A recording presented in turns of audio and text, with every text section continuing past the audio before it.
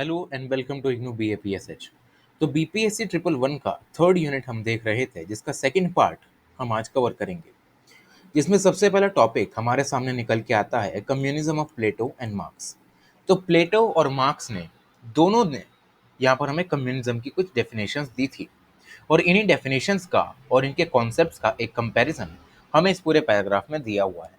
तो प्लेटो की अगर हम बात करते हैं, तो प्लेटो ने इस तरीके का कम्युनिज्म दिया जहां पर रूलिंग क्लास की जो भी ऑब्जेक्ट्स ऑफ डिजायर हुआ करती थी उनको रिमूव करने की बात की गई। वहीं अगर हम मार्क्स के कम्युनिज्म में जाते हैं तो हमें पता लगता है कि मार्क्स ये कहते हैं कि रूलिंग क्लास को ही खत्म कर दो और उसकी जो भी वेल्थ है उसको जनता में इक्वली बांट दो। लेकिन प्लेटो ने ऐसा कुछ नहीं कहा। प्लेटो ने ये कहा कि रूलिंग क्लास तो रहेगी, लेकिन उसके डिजायर के जो भी ऑब्जेक्ट्स हैं, जिनसे वो प्यार कर सकता है, जिनसे वो एनस्लेव हो सकता है उनके लिए, उनको ही रिमूव कर दो, और ना कि उनकी वेल्थ को डिस्ट्रीब्यूट कर दो दूसरों में। इसीलिए इसको यहाँ पर कोइनोनिया कहा जाता है, जिसका मतलब होता है कम्युनियन इन ग्रीक। तो अर्नेस्ट बार्कर एक स्कॉलर हैं जो कि प्लेटो के कम्युनिज्म को स्टडी करते हैं, और वो ये कहते हैं कि प्लेटो ने जो कम्युनिज्म दिया वो हाफ कम्युनिज्म है और एक एरिस्टोक्रेटिक तरीके का है, जहाँ पर ये सिर्फ रूलिंग क्लास पे ही अप्लाई होता है। वहीं मार्क्स का कम्युनिज्म यूनिवर्सल इन नेचर है, वो सब पे अप्लाई होता है। प्लेटो के कम्युनिज्म में ये दिखाया जाता है कि कैसे जो रूलिंग क्लास है उसकी प्रॉपर्टी और फैमिली को यहाँ पर टारगेट किया जाता है। वहीं जो मार्क्स का कम्युनिज्म होता है वो मीन्स ऑफ प्रोडक्शन पे ज़्यादा कंसर्न रहता है कि कौन सी क्लास मीन्स ऑफ प्रोडक्शन को ऑक्यूपाई करेगी। वहीं अगर हम कम्युनिज्म देखें मार्क्स के द्वारा, तो यहाँ पर क्लास को ही डिस्ट्रॉय करने की बात की जाती है इस कम्युनिज्म से, ताकि हम एक क्लासलेस और एक स्टेटलेस सोसाइटी बना सकें। वहीं लास्ट में प्लेटो का जो कम्युनिज्म है, यहाँ पर हमें कहा जाता है कि हमें एक क्लास हायरार्की बना के रखनी है ताकि हार्मनी मेंटेन रहे स्टेट में, लेकिन रूलिंग क्लास की जो भी डिजायरेबल यहाँ पर ऑब्जेक्ट्स हैं, उनकी फैमिली है, उनको रूलिंग क्लास से दूर रखना चाहिए। ये दोनों का कहना था। अब हम बात करते हैं justice as individual level and state level. तो प्लेटो ये आर्ग्यू करते हैं कि जब एक जस्ट इंडिविजुअल होता है, उसके पास विजडम होती है, उसके पास एक फिलोसॉफिकल एलिमेंट होता है जो कि उसकी आत्मा यानी सोल को रूल करता है। उसके बाद प्लेटो ये कहते हैं कि जब विजडम उसकी आत्मा को रूल करती है तो वो हार्मनी से जीता है। उसके पास तर्क आता है, उसके बाद एक स्पिरिट आती है, उसके पास एक एपेटाइट आती है जो कि हमेशा एक राइट रिलेशनशिप में रहनी चाहिए, और उसे अपनी बाउंड्रीज को कभी भी क्रॉस नहीं करना चाहिए। एक इंडिविजुअल अपने ही काम पे अगर ध्यान देता है, तभी आगे जाकर सोसाइटी में हार्मनी बनती है, क्योंकि जो लोग दूसरों के मैटर में अपनी टांग घुसाते हैं, उससे हार्मनी नहीं आ सकती। वहीं लास्ट में प्लेटो ये कहते हैं कि उसे जितना भी हिस्सा उसको मिल रहा है, उसे उसमें ही सेटिस्फाइड रहना चाहिए और दूसरों के हिस्सों पर लार नहीं टपकानी चाहिए। क्योंकि सोक्रेटिस ये कहते थे कि जस्टिस का मतलब ये है कि minding in your own business, जो तुम्हें काम मिला है तुम उसी पे ध्यान दो और दूसरे लोगों में यहाँ पर इंटरफेयर मत करो। और यही सेम चीज़ प्लेटो अपनी किताब रिपब्लिक में भी कहते हैं। स्टेट लेवल पे अगर हम जाते हैं तो जस्टिस यहाँ पर एक क्लास को मेंटेन करने की कोशिश करती है एक अप्रोप्रिएट पोजीशन में, जो कि सोसाइटी में होती है, ताकि सोसाइटी में हार्मनी रह सके डिफरेंट वर्च्यूज जो कि स्टेट में एग्जिस्ट करते हैं। तो इसके लिए हमें जो प्लेटो हैं उन्होंने तीन तरीके की क्लासेस के बारे में भी बताया हुआ था।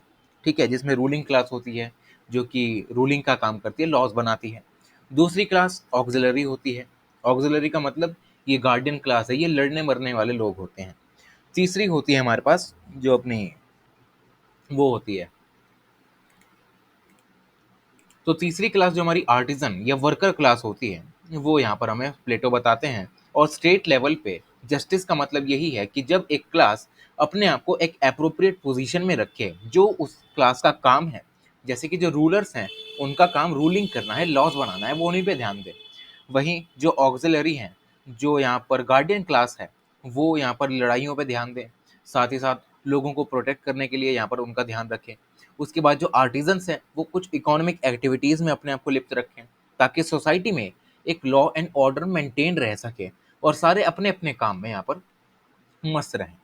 वहीं प्लेटो लास्ट में ये भी रेकमेंड करते हैं कि हमें हमेशा हर क्लास पर फोर्स का यूज़ करके रखना चाहिए, ताकि हम कंट्रोल और मॉनिटर कर सकें।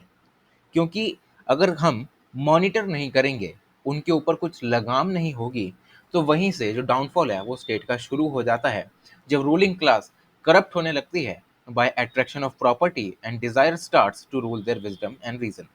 जब उनकी इच्छाएं उनकी विजडम और उनके तर्क पर हावी होने लगती हैं, तभी से जो पूरा स्टेट है वो यहाँ पर डाउनफॉल में चला जाता है। अब इससे होता क्या है कि जो ऑक्सिलरी क्लास होती है अब वो धीरे धीरे पिक्चर में आती है। अब ऑक्सिलरी क्लास सत्ता में आते ही सबसे पहले सिटीजन्स को अपने एनस्लेव करती है, एक नया वर्च्यू उनके अंदर घुसेड़ती है जिसका नाम है करेज। करेज उनके अंदर भरा जाता है और नॉलेज के ऊपर ऑनर को रखा जाता है, जो कि एक अच्छी बात यहाँ पर हम कह सकते हैं कि नहीं है, क्योंकि इससे एक नई तरीके की रेजीम निकलती है जिसका नाम है डेमोक्रेसी। डेमोक्रेसी ऑक्सिलरीज द्वारा रूल की जाती है। अब धीरे धीरे जो डेमोक्रेसी है वो ओलिगार्की में बदलती है, जहाँ पर जो कुछ पूंजीवादी लोग हैं जिनके पास पैसा है वो यहाँ पर रूल करने लगते हैं अपने सेल्फ इंटरेस्ट के लिए। और धीरे धीरे ये चीज़ें डेमोक्रेसी में बदलने लगती हैं, जो कि मेजोरिटेरियन रूल में आती हैं। अब हम बात करते हैं क्रिटिकल असेसमेंट की। तो प्लेटो के कॉन्सेप्ट ऑफ जस्टिस में यहाँ पर 5 पॉइंट्स पर हमें क्रिटिसिज्म बताया गया है। सबसे पहला पॉइंट ये है कि जो प्लेटो का आइडिया था वो एक्सेसिव रेजिमेंटेशन कर देता है। इसका मतलब ये कि एक इंडिविजुअल की प्राइवेसी और उसकी इंडिविजुअलिटी को ही यहाँ पर ताक पर रख दिया जाता है, और इस ये जो सारी चीज़ें हैं उनको यहाँ पर नेगलेक्ट ही कर दिया जाता है। क्योंकि प्लेटो को ये लगता था कि जो फैमिली अगर राजा के साथ रहेगी वो राजा को सेल्फिश बना देगी, वो उनके इंटरेस्ट के लिए काम करना शुरू करेगा, और इसीलिए प्लेटो ने इमोशनल बॉन्डिंग को ही एबॉलिश करने की बात कर दी, जो कि फैमिली अपने इंडिविजुअल को देती है ताकि सोसाइटी में ऑर्डर एंड हार्मनी मेंटेन रहे। और अकॉर्डिंग टू प्लेटो यही सबसे ऊपर होने चाहिए, ना कि इमोशन और पैशन। लेकिन प्लेटो एक बात को भूल गए कि जिस परिवार से वो राजा को अलग कर रहे हैं वही परिवार एक अच्छे खासे सपोर्ट सिस्टम की तरह काम करता है। वो परिवार यहाँ पर उन्हें मॉरल सपोर्ट देता है, और जब भी मुसीबत आती है तो परिवार ही ऐसा एक चीज़ होती है जो कि हमारे पास रहती है, बाकी सब छोड़ के भाग जाते हैं। और यही सेम चीज़ 2500 साल पहले आचार्य चाणक्य भी कह के जा चुके हैं, जिनके रूप में एक मैंने यहाँ पर वर्स लिखी है जिसका टाइटल है without support waste away person even if he is virtuous and for even a ruby has to shine it has to be surrounded by golden frame. जहाँ पर आचार्य चाणक्य सपोर्ट की बात करते हैं कि अगर किसी इंसान के पास सपोर्ट नहीं है, भले ही वो वर्चुअस भी कितना हो, सपोर्ट के बिना वो कुछ नहीं कर सकता। जैसे कि अगर हम एक रूबी को लें, शाइन तो वो भी करेगी, लेकिन उसके आसपास अगर हम एक गोल्डन फ्रेम को लगा दें तब उसकी चमक जो होती है वो दुगनी हो जाती है। सेम एज जो फैमिली है वो एक इंडिविजुअल की ग्रोथ में एक ऐसे सपोर्ट सिस्टम की तरह काम करती है कि उसकी जो सारी चीज़ें हैं उसका जो डेवलपमेंट है वो अच्छा खासा होने लगता है। दूसरा पॉइंट ये कि जो प्लेटो हैं वो यहाँ पर किसी तरीके की इनकन्सिस्टेंसी की भी बात करते हैं, जहाँ पर जो डिवीजन ऑफ लेबर है उसको मेंटेन करने की बात की जाती है। लेकिन हमने इतने सारे एलिमेंट्स देख लिए प्लेटो की कॉन्सेप्ट ऑफ जस्टिस में, जहाँ प्लेटो क्लास में सोसाइटी को डिवाइड करते हैं, लेकिन डिफरेंट क्लासेस में और रूलर्स को एक्सटेंसिव एजुकेशन देने के बावजूद प्लेटो को ये डर बना रहता है कि जो रूलर्स हैं वो करप्ट भी हो सकते हैं और अनवाइजली भी रूल कर सकते हैं। तो ये भी इनका सेकंड पॉइंट निकल के आता है। तीसरा पॉइंट ये कि प्लेटो की जो पॉलिटिकल थियोरी होती है वो एलाइटिज्म को सबसे ज़्यादा फोकस करती है, जहाँ पर जो डिसीजन मेकिंग सारे काम होते हैं वो सिर्फ कुछ फिलोसॉफिकल रूलर्स के हाथ में ही रहते हैं, और कॉमन गुड के लिए वो काम करने के लिए कहते हैं, लेकिन ऐसा कभी होता नहीं। क्योंकि प्लेटो हम देखते हैं कि बहुत ज़्यादा एलाइटिस्ट होते हैं और उन्हें जो लगता है कि जो ह्यूमन बींग्स हैं, जो जनरल पॉपुलेशन है, उनके पास कोई तर्क ही नहीं है अपने लिए कुछ सोचने का। तो इसीलिए प्लेटो ये कहते हैं कि कुछ फिलोसफर रूलर्स के हाथ में अगर हम सत्ता देंगे वो ही इनके लिए आगे जाकर काम कर सकते हैं, लेकिन अगर ये करप्ट हो गए तो इनका भी यहाँ पर सत्यानाश हो सकता है।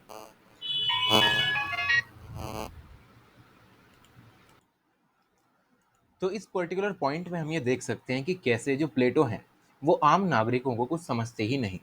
यहाँ पर प्लेटो ये कहते हैं कि आम नागरिक जो हैं उनके पास कोई रीज़न ही नहीं है उनके लिए इम्पोर्टेंट डिसीजंस लेने के लिए, और इसीलिए हम फिलोसॉफिकल रूलर्स के हाथ में अपनी जो सत्ता है वो देते हैं और वो उनके ऊपर रूल करते हैं। और इसी वजह से क्योंकि इनके पास रीज़न नहीं होता इम्पॉर्टेंट थिंग्स को अपने लिए जज करने का, तो इसी वजह से ये डिसीजन मेकिंग में भी पार्ट नहीं ले पाते और ये इनकेपेबल हो जाते हैं अपने लिए डिसीजन को लेने के लिए।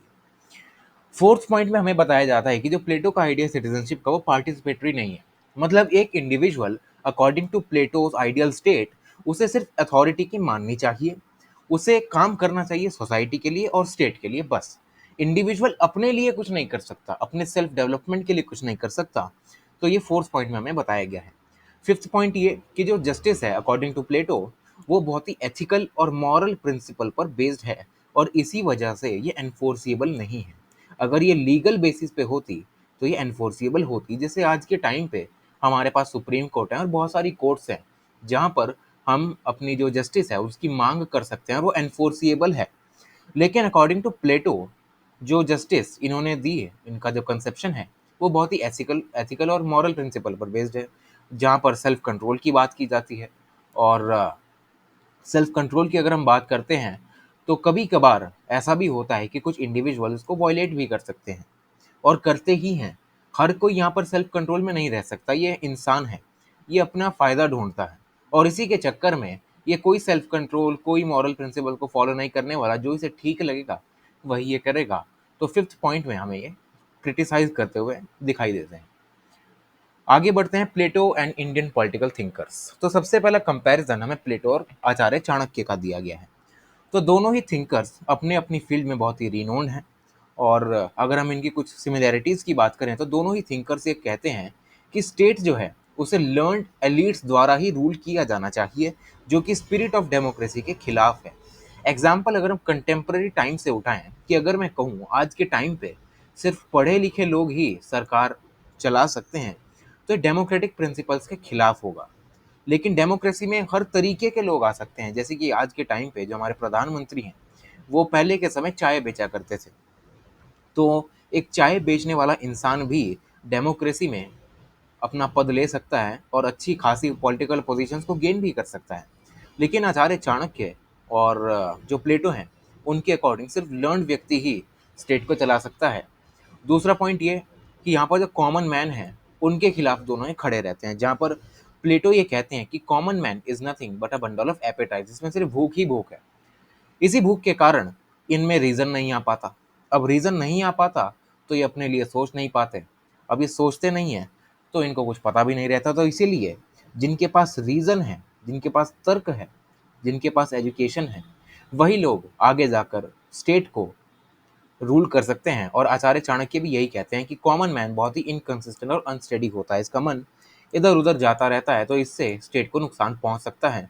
तो इसीलिए ये दोनों ही लोग कॉमन मैन को कुछ नहीं समझते हैं। थर्ड ये कि जो हायरार्की और फंक्शनल रोल हमें दिखाई देता है सोशल स्ट्रक्चर में, वो दोनों ही यहाँ पर इसको फेवर करते हुए दिखाई देते हैं। जहाँ पर प्लेटो हमें 3 क्लास का कॉन्सेप्ट देते हैं और स्लेवरी को फेवर करते हैं, सेम यही चीज़ आचार्य चाणक्य अपनी अर्थशास्त्र में कास्ट सिस्टम के बारे में बताते हैं, जहाँ पर 4 क्लासेस में पूरी सोसाइटी को बांटा जाता है।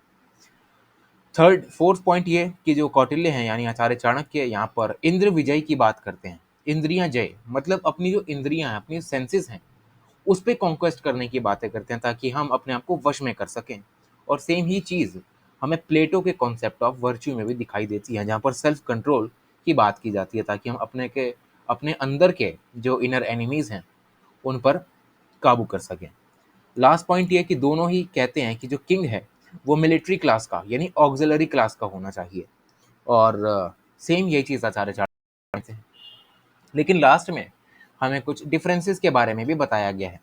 तो डिफरेंसेस पहला ये है कि जो प्लेटो हैं वो एरिस्टोक्रेट्स को 2 तरीके के फंक्शंस जो असॉल्ट वो अलॉट करते हैं। जहाँ पर प्लेटो ये कहते हैं कि जो एरिस्टोक्रेट्स हैं उन्हें रूल और इंटेलेक्चुअल एक्टिविटी दोनों में लिप्त रहना चाहिए। ऑन दी अदर हैंड आचार्य चाणक्य ये कहते हैं कि ब्राह्मणों को इंटेलेक्चुअल एक्टिविटी करनी चाहिए। वहीं जो क्षत्रिय हैं उन्हें आगे आके रूलिंग क्लास में आना चाहिए और स्टेट को रूल करना चाहिए। तो यही चीज़ें हैं और इनसे ही हम देख सकते हैं कि कैसे बहुत सारी सिमिलरिटीज़ होने के बावजूद भी दोनों बड़े बड़े थिंकर्स में कुछ डिफरेंसेस भी हैं। और यही हमारा पूरा पूरा जो यूनिट है वो ख़त्म होता है। Thank you so much.